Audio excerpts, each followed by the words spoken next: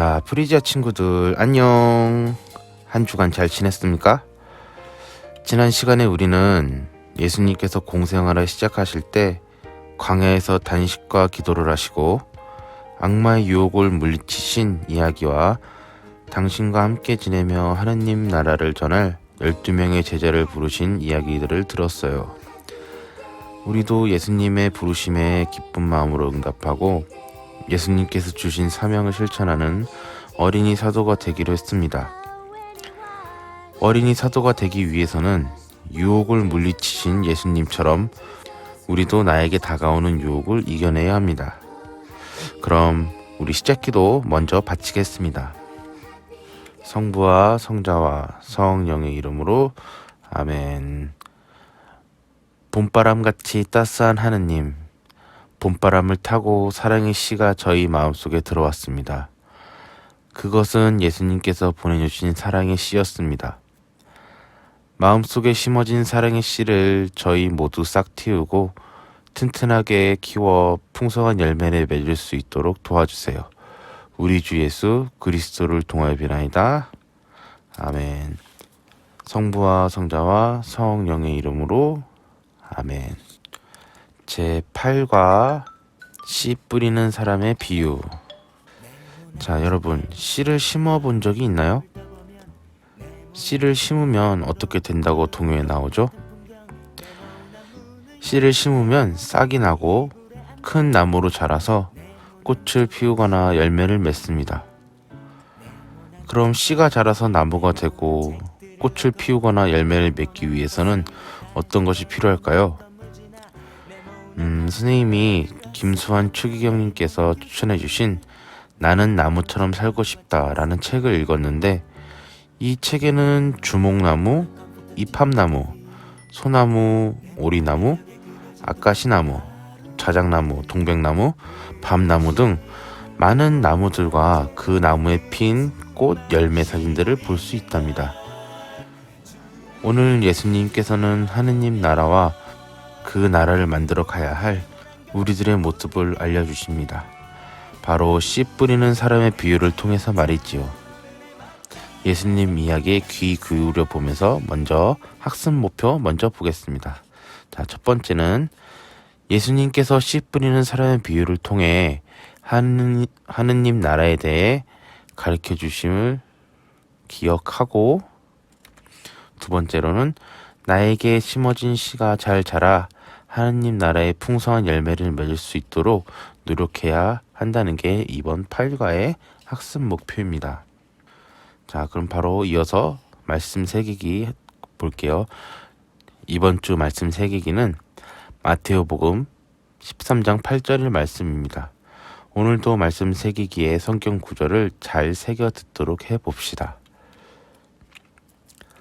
어떤 것들은 좋은 땅에 떨어져 열매를 맺었는데 어떤 것은 100배, 어떤 것은 60배, 어떤 것은 30배가 되었다.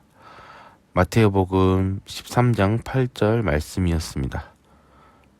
어떤 의미인지 말씀 읽기를 통해 알아봐요.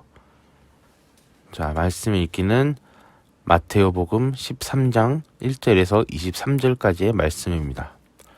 자, 오늘도 신부님께서 나오십니다. 예수님께서 배에 앉아서 호숫가 사람들에게 비유로 말씀하셨습니다. 씨 뿌리는 사람이 씨를 뿌리러 나갔다.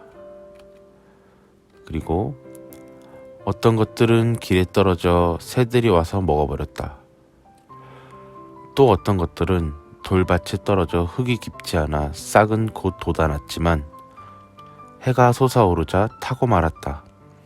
또 어떤 것들은 가시덤불 속에 떨어졌는데 가시덤불이 자라면서 숨을 막아버렸다.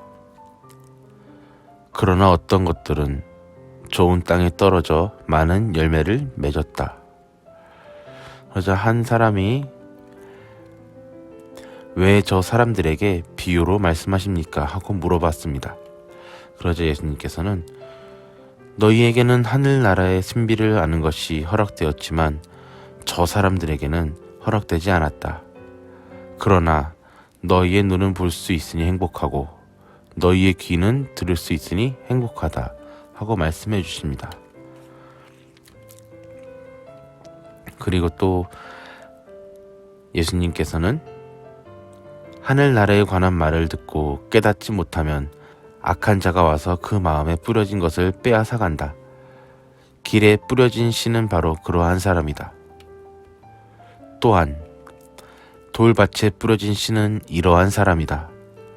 그는 말씀을 들으면 곧 기쁘게 받지만 그 사람 안에 뿌리가 없어서 오래가지 못한다. 그래서 말씀 때문에 환난이나 박해가 일어나면 그는 곧 걸려 넘어지고 만다. 또한 가시덤불 속에 뿌려진 씨는 이러한 사람이다. 그는 말씀을 듣기는 하지만 세상 걱정과 재물 유혹이 그 말씀에 숨을 막아버려 열매를 맺지 못한다 하고 말씀해 주십니다. 그리고 좋은 땅에 뿌려진 씨는 이러한 사람이다. 그는 말씀을 듣고 깨닫는다. 그런 사람은 열매를 맺는데 어떤 사람은 100배, 어떤 사람은 60배, 또 어떤 사람은 30배를 낸다. 오늘의 말씀 읽기는 여기까지입니다. 생각하기로 넘어가서 한번 자세하게 알아볼게요. 자, 생각하기. 예수님께서는 씨 뿌리는 사람의 비유를 통해 어떤 말씀을 하셨나요? 여러분, 우리 친구들이 생각하는 하느님 나라는 어떤 곳인가요? 예수님께서 갈릴레아 호숫가로 가셔서 많은 사람들에게 하느님 나라를 가르쳐 주셨어요. 예수님께서 가르쳐 주신 하느님 나라는 어떤 곳이었을까요? 바로 이런 곳인가요? 하느님 나라는 우리가 일반적으로 생각하는 착한 사람이 죽어서 가는 천국뿐만이 아니라 지금 이 세상에 하느님의 다스림이 이루어지는 정의와 평화의 나라를 말합니다. 예수님께서는 당신이 오심으로 해서 이미 세상에 하느님 나라가 왔다는 것을 비유 말씀을 통해서 가르쳐 주시고 사람들이 이 기쁜 소식을 받아들일 수 있도록 하셨습니다. 하지만 하느님 나라를 볼 수 있는 눈과 들을 수 있는 귀는 하느님과 예수님을 향한 강한 믿음이 있을 때 보이고 들린다고 하셨습니다. 예수님께서는 하느님 나라의 가르침을 비유로 말씀하셨습니다. 비유 말씀은 그 당시 대부분 사람들이 이해할 수 있는 팔레스티나 환경이나 일상생활을 소재로 한 짧은 이야기, 지혜가 담긴 격언들이었지요. 그중 한 가지가 씨 뿌리는 사람의 비유였답니다. 이러한 비유 말씀을 통해서 예수님께서는 우리에게 하느님 나라를 이야기해 주셨습니다. 예수님께서 말씀하신 씨는 하느님의 말씀입니다. 씨를 뿌리는 사람은 신부님, 수녀님, 하느님 말씀을 전하는 모든 사람들입니다. 씨가 떨어지는 땅은 어디일까요? 그 땅은 말씀을 받아들이는 우리들의 마음이에요. 이 세상에서 살아가면서 하느님 나라가 오기를 기다리는 모든 사람들의 마음입니다. 2000년 전 예수님께서 이 세상에 오셨을 때 예수님을 바르게 바라본 사람들이 있었던 반면에 바로 바라보지 못했던 사람들도 있었습니다. 어른이 되신 예수님께서 하느님 말씀을 전할 때에도 예수님을 따랐던 사람들이 있었던 반면 예수님을 싫어하고 반대하던 사람들도 있었습니다. 사람들의 입장이 달랐던 것은 하느님의 말씀을 받아들이는 마음의 밭이 달랐기 때문이에요. 비유 말씀에서 씨를 뿌린 땅의 모습은 4가지가 나옵니다. 길, 돌밭, 가시덤불, 좋은 땅이죠. 길에 떨어진 씨는 새가 와서 먹어버리고 돌밭에 떨어진 씨는 흙이 깊지 않아 싹은 났지만 해가 솟아 타버렸고 가시덤불 속에 떨어진 씨는 가시덤불이 자라면서 숨을 막아버려 씨를 죽였습니다. 하지만 좋은 땅에 떨어진 씨는 많은 열매를 맺었어요. 길에 떨어진 씨는 하느님 나라의 말씀이 마음에는 뿌려졌지만 그 말씀을 깨닫지 못해서 악한 사람이 와서 그 씨앗을 빼앗아 가버렸고, 돌밭에 뿌려진 씨는 말씀을 들으면 곧 기쁘게 받아들이지만 그 사람 안에 뿌리가 없어서 환난이나 박해가 일어나면 꺾여버립니다. 가시덤불 속에 뿌려진 씨는 말씀을 듣기는 하지만 세상 걱정과 재물 유혹 때문에 열매를 맺지 못합니다.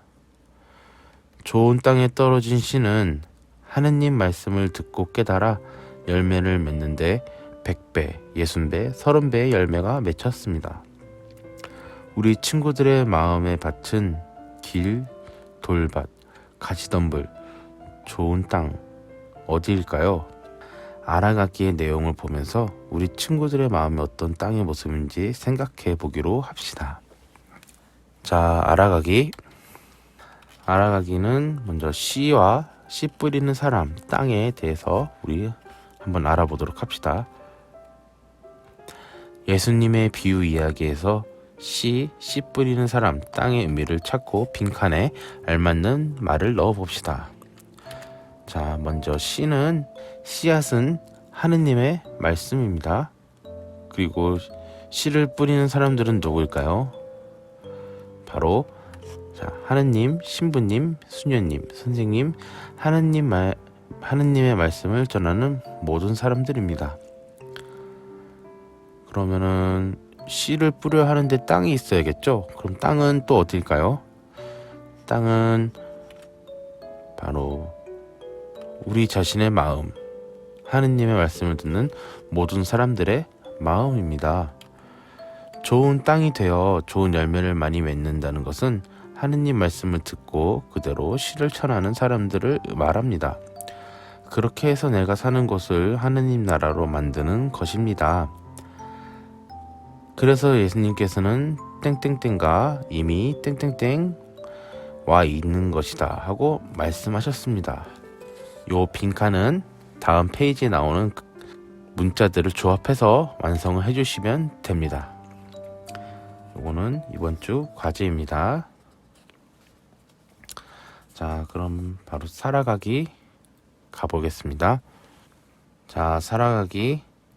내가 하느님의 말씀을 잘 듣고 실천한다면 어떤 모습의 하느님 나라를 만들 수 있을지 나중에 부모님과 한번 이야기를 해봅시다.